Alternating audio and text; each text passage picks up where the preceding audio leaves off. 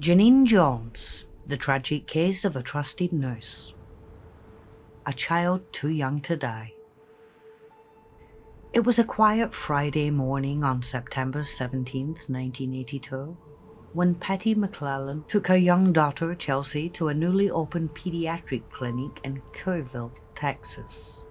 Chelsea, only 8 months old, had a cold, and her mother, concerned because of Chelsea's earlier health issues, decided to be cautious.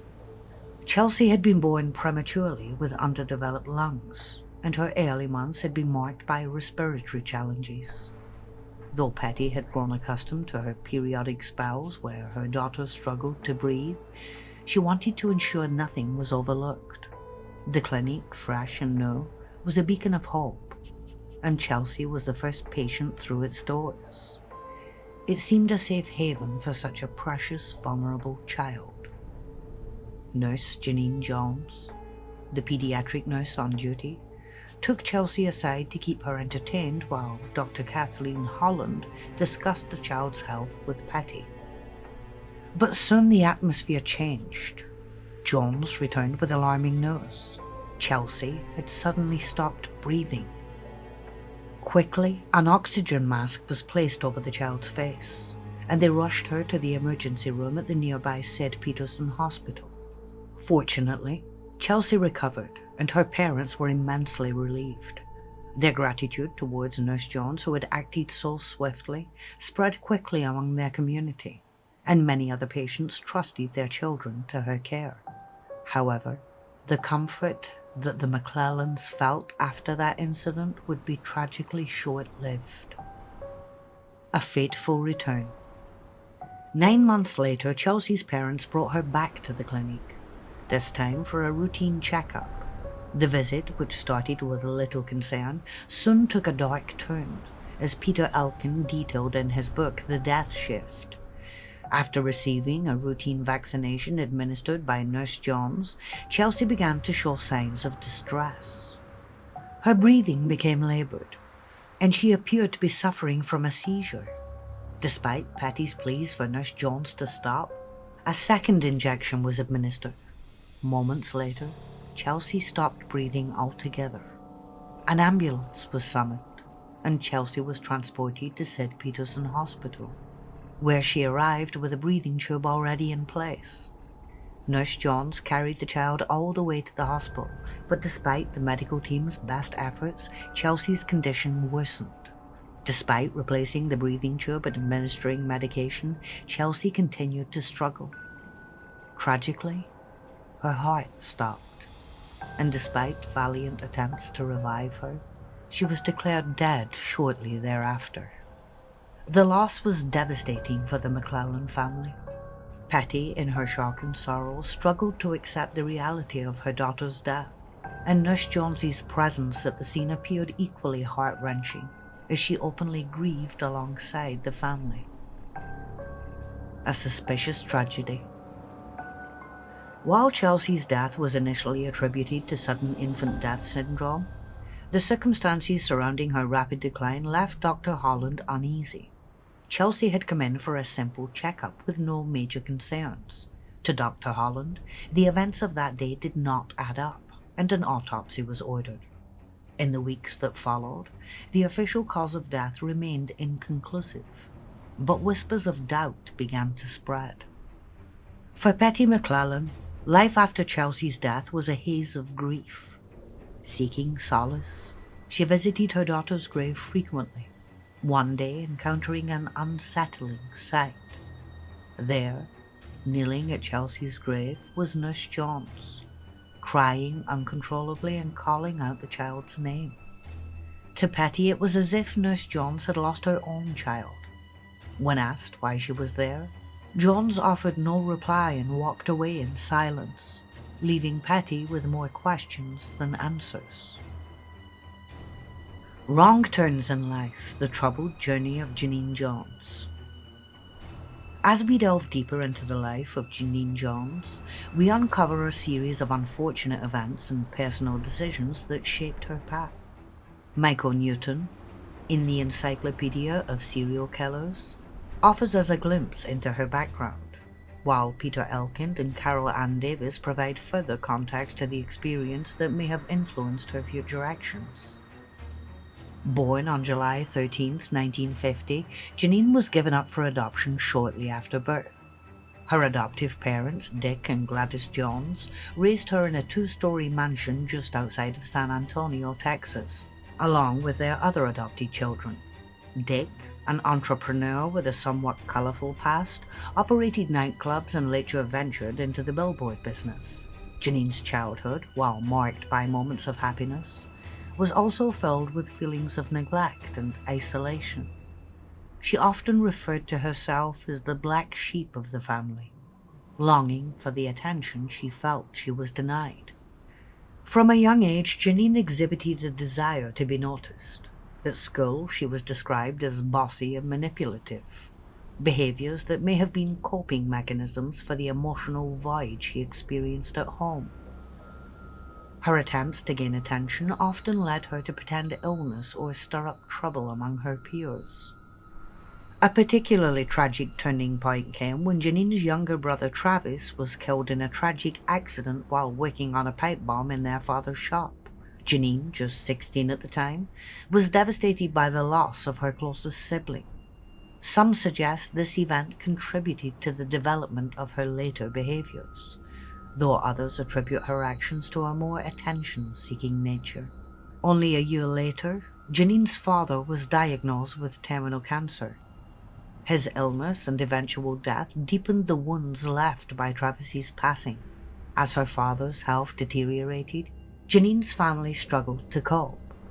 And in her grief, Genene hastily married a man named James Jimmy Harvey Delaney Jr., a high school dropout who shared few interests with her beyond physical attraction. Their marriage, marked by infidelity and instability, lasted only a few years, and though they had a child together, the union eventually dissolved. The losses in Genene's life continued to mount. After her marriage ended, her older brother succumbed to cancer, a fate that further fed her growing fears about the disease. With a sense of helplessness surrounding her personal life, Genene began seeking a career where she could exert some control. Having worked in a hospital beauty salon, it wasn't too much of a leap for her to transition into nursing, a profession she believed would grant her the proximity to the medical world she so admired. In 1977, she qualified as a licensed vocational nurse. While Genene was described as capable in her role, her behavior was often troubling. She quickly developed a reputation for overstepping her authority, attempting to make medical decisions that were beyond her expertise. After being dismissed from her first job for inappropriate conduct, Genene struggled to find lasting employment, hopping from one hospital to another. Eventually, she found herself working in the Pediatric Intensive Care Unit at Bexar County Medical Center Hospital in San Antonio. It was here that her actions would come under severe scrutiny in the years to follow. Her own special shift. Troubling patterns emerge. As Genene Jones's career progressed, she began to display behaviors that left many of her colleagues puzzled. Early on, she showed an unusual level of emotional involvement, especially with patients she barely knew. In one instance, a young child who had undergone surgery passed away due to a severe intestinal condition. Though Genene had little direct connection with the patient, she reacted dramatically. She brought a stool into the cubicle where the child's body lay and sat, staring at it for an extended time. Her fellow nurses were baffled. Why such extreme grief for a patient she had hardly interacted with? This was just one of the many odd behaviors that began to surface. Over time, it became clear to some that Genene liked to be needed. She would often stay late into her 3 to 11 p.m. shift, insisting that her presence was crucial to a particular patient's care.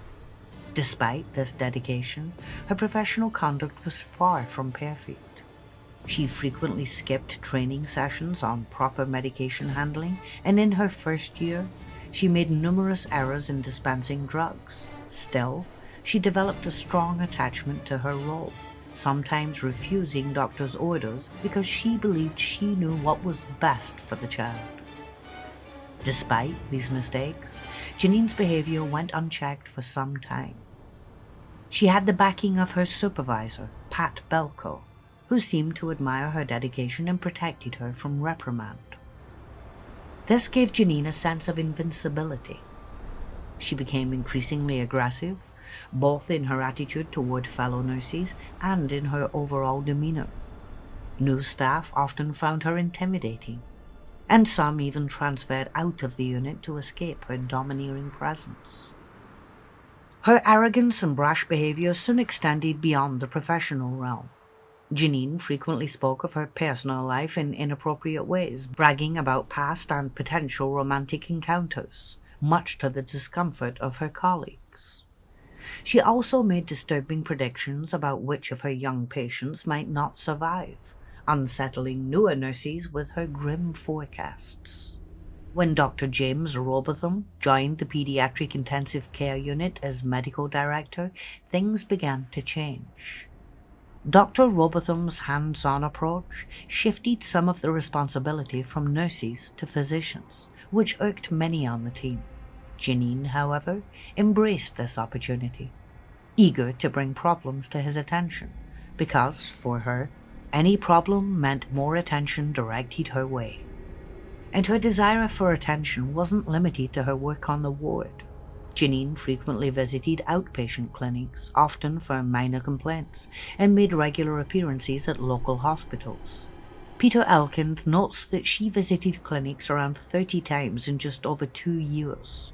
Though she was never formally diagnosed, some suspected that she might be suffering from Munchausen syndrome, a condition where individuals seek attention by feigning illness. Even when she wasn't actively seeking medical help, Genene frequently complained about her health, using it as a means to garner sympathy. By 1981, Genene had demanded to be placed in charge of the most critical patients in the unit.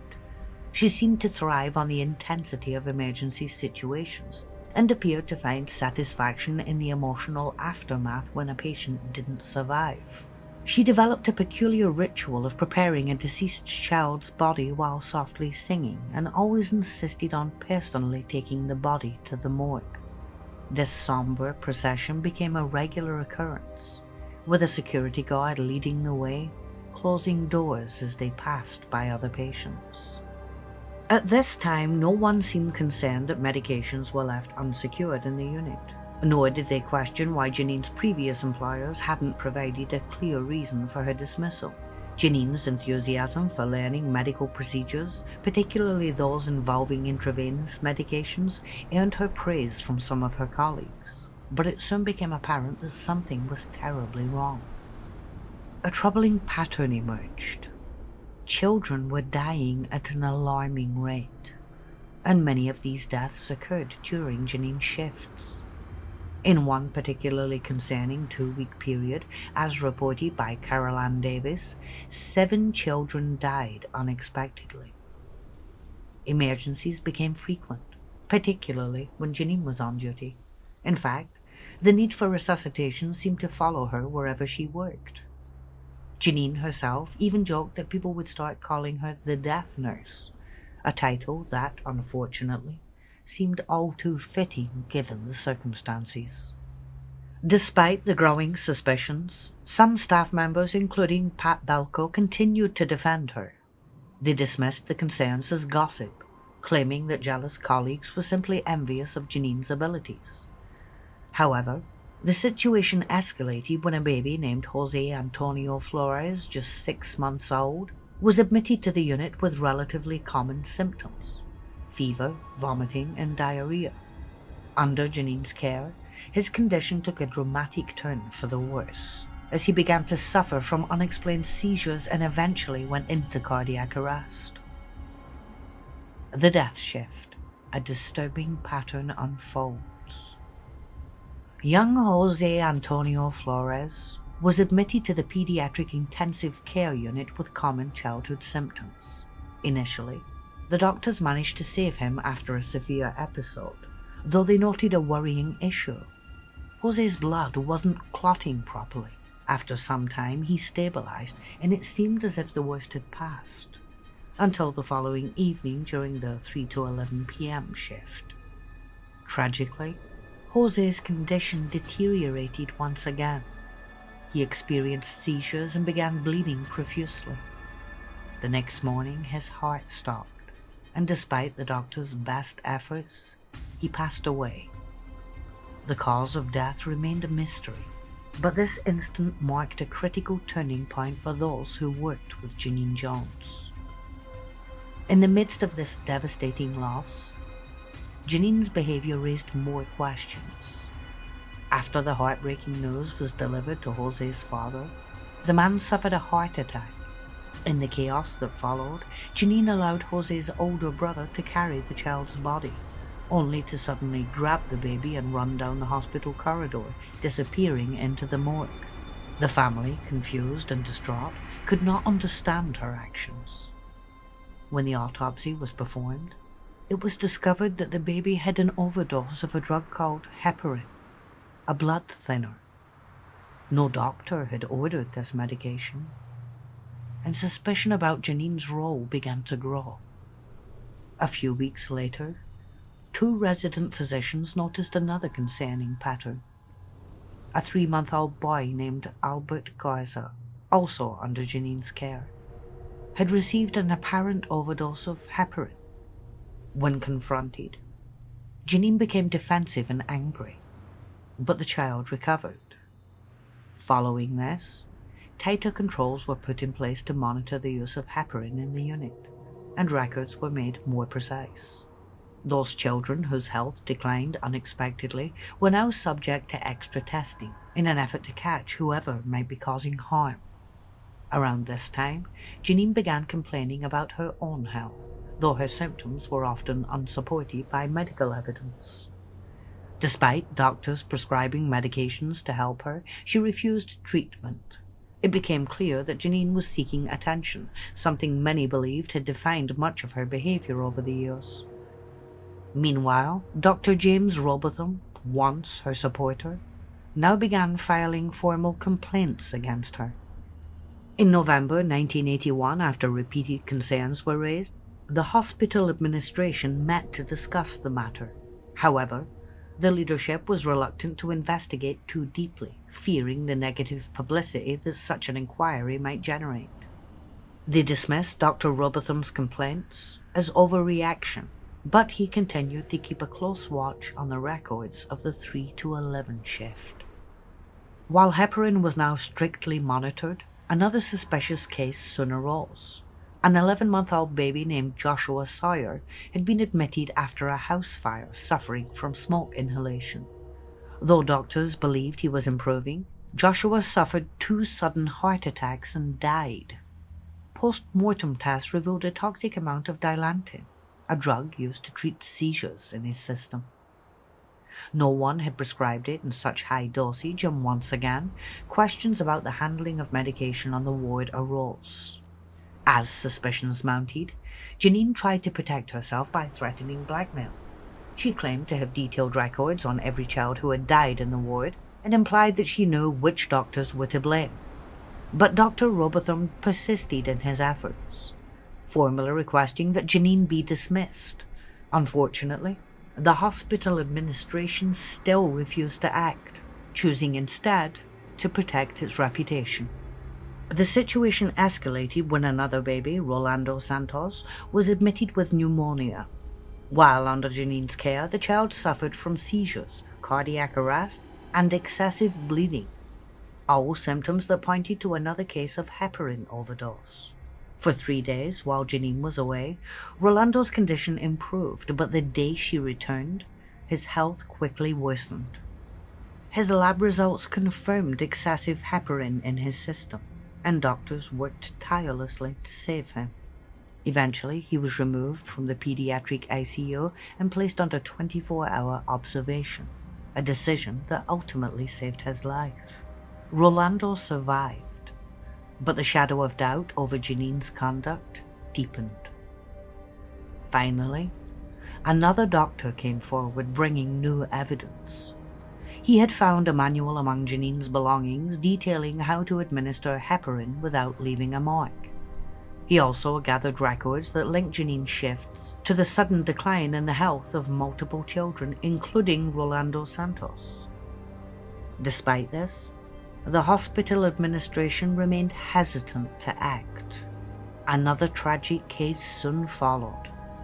A child recovering from open-heart surgery was progressing well until Genene's shift, when the baby's condition deteriorated rapidly, leading to his death. In a strange display, Genene took a syringe and made the sign of the cross on the baby's forehead and her own.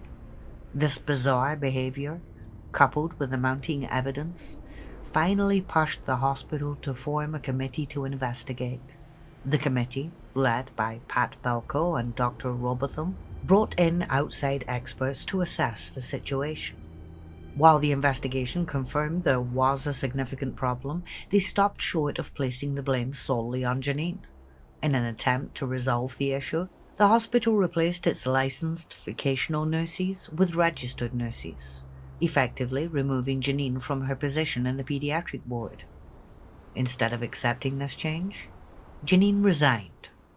For the hospital, her resignation seemed to be the end of the matter, but the consequences of their inaction were far-reaching, as the medical emergencies that had plagued her shift soon began to surface elsewhere.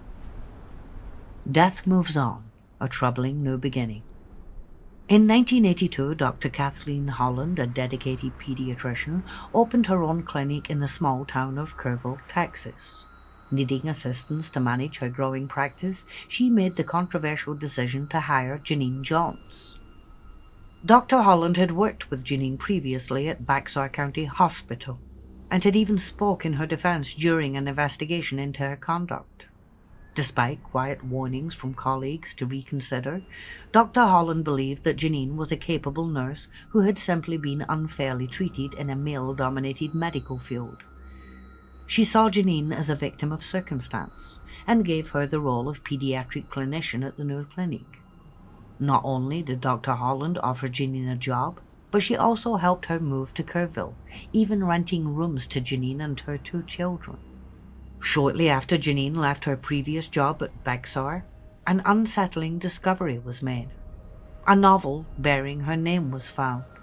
The book, The Sisterhood by Michael Palmer, told the fictional story of a group of medical professionals who ended the lives of patients they deemed beyond help. Though the novel was a work of fiction, its eerie similarity to Genene's developing story cast a troubling shadow. Experts have long studied cases of medical professionals who betrayed the trust placed in them by taking the lives of those in their care. Authors Michael D. Kelleher and C. L. Kelleher describe these so-called lethal caretakers as individuals who use their positions of authority to target the vulnerable. Often these caregivers select patients who are already weakened, making it easier to conceal their actions. For some, it's about control and power, while for others, like Genene, there seems to be an overwhelming need for attention. At first, parents in Kerrville were relieved to have Dr. Holland's clinic available. However, in the summer of that year, a pattern began to emerge that no one could ignore. Over the span of just 2 months, 7 children experienced sudden and unexplained seizures while in the clinic's care. In one instance, when a mother expressed concern about her child's alarming behavior, Genene downplayed the severity, calling it a mere tantrum. Yet, the child nearly lost their life. Dr. Holland, unaware of the growing danger, sent each child to Kirk County's Sid Peterson Hospital to further care, where they quickly recovered. The hospital staff began to notice that these incidents always seemed to happen when Genene was working. Some even reported seeing her administer injections to children just before their conditions worsened.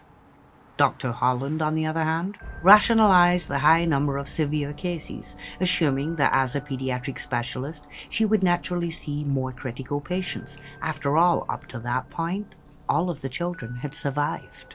Then came the tragic case of Chelsea McClellan. Chelsea was being transferred from the hospital to another facility when she passed away. This devastating loss shocked both Dr. Holland and Chelsea's parents, as the child had not been particularly unwell.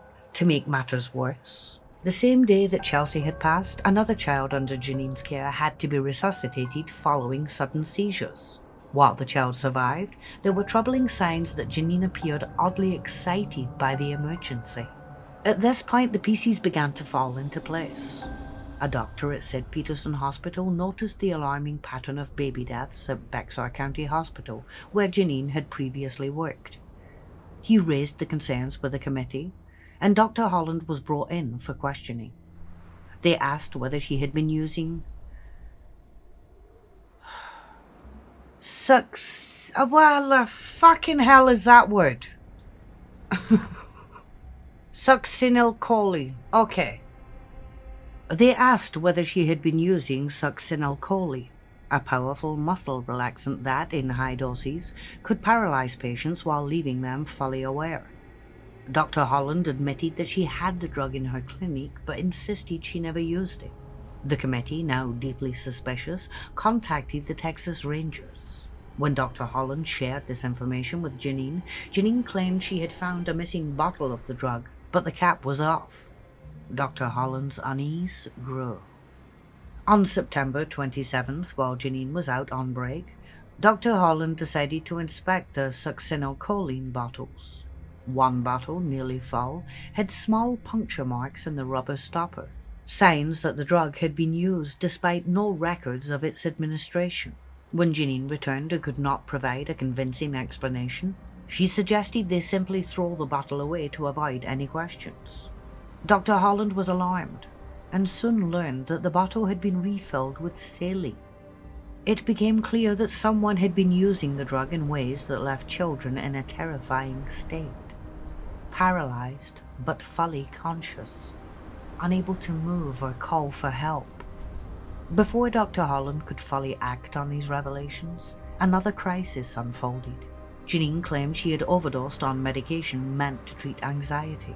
Rushed to the hospital, it was soon discovered that she had faked her symptoms, having only taken a few pills while pretending to slip into a semi-coma.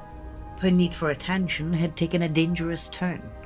On September 28th, after realizing yet another bottle of succinylcholine had gone missing, Dr. Holland made the difficult decision to fire Genene. She also cooperated fully with the ongoing investigation. The consequences for Dr. Holland were devastating. Families left her practice, and her privileges at St. Peterson Hospital were suspended. The impact of hiring Genene Jones rippled through her life as her personal and professional world crumbled. Her marriage ended, and she began to fear for her own safety, suspecting that Genene was attempting to shift the blame onto her. Justice, the reckoning of Genene Jones. On October 12, 1982, a grand jury in Kerr County convened to examine a series of alarming cases from Dr. Kathleen Holland's pediatric clinic. 8 children had experienced severe respiratory issues, and tragically, one child, Chelsea McLellan, had died. In an effort to determine the cause of her sudden death, Chelsea's body was exhumed, and a newly developed test from Sweden revealed the presence of succinylcholine, a powerful muscle relaxant.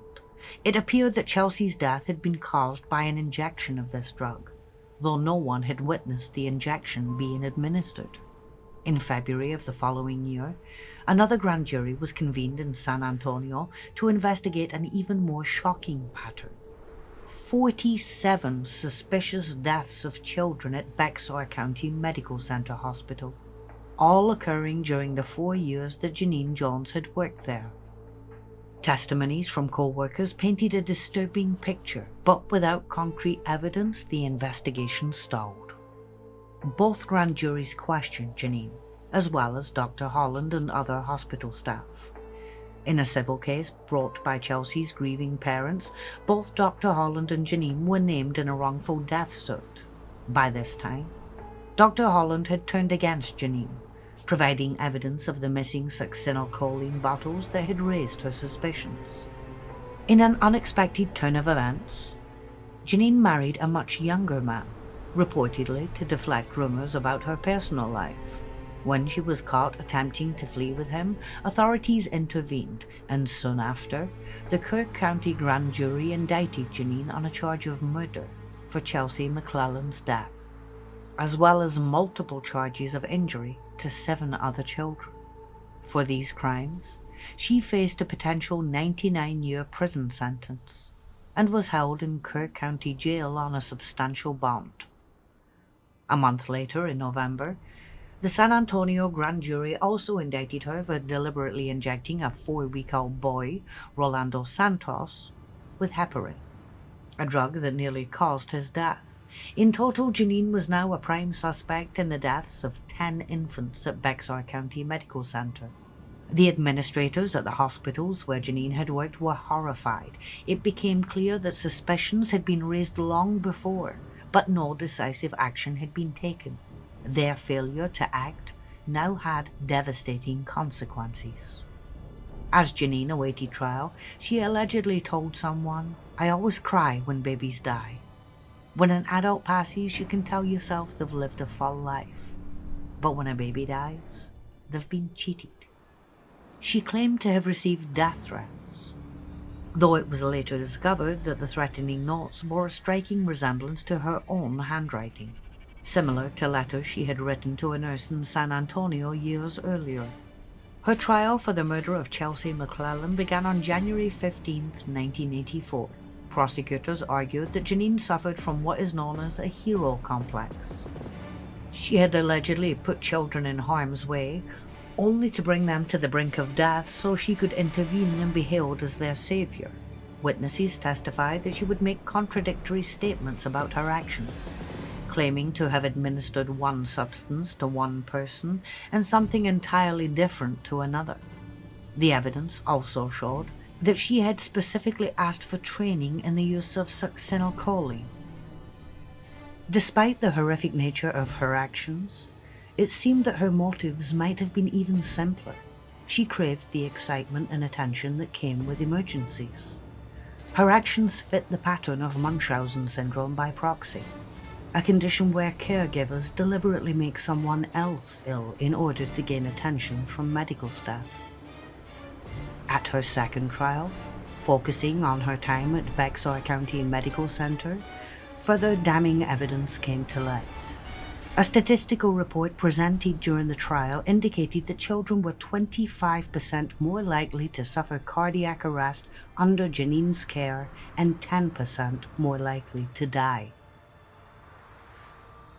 Though her lawyer attempted to mount a defense based on her supposed devotion and competence as a nurse, the numbers spoke volumes.